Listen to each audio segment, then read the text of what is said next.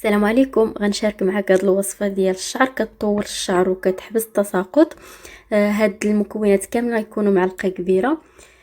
كناخذوا الورد، الحبه السوداء، الحبه الراس، قرنفل، الكركديه، الزنجلان، الحلبه، الثومه، السدر، الزعتر، الريحان، اليازير، الخزامه، الحرمل، زريعه البصله، المورينغا، ونزيد عليها زيت العود.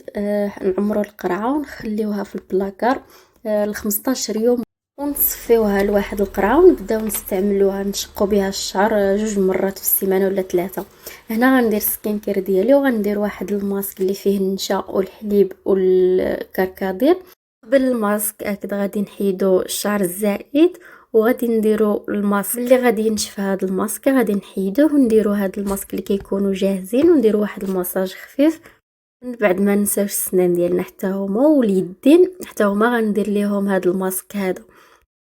وهنا غادي سالي لا فيديو ديالي، نتلاقاو في الفيديو الجاي.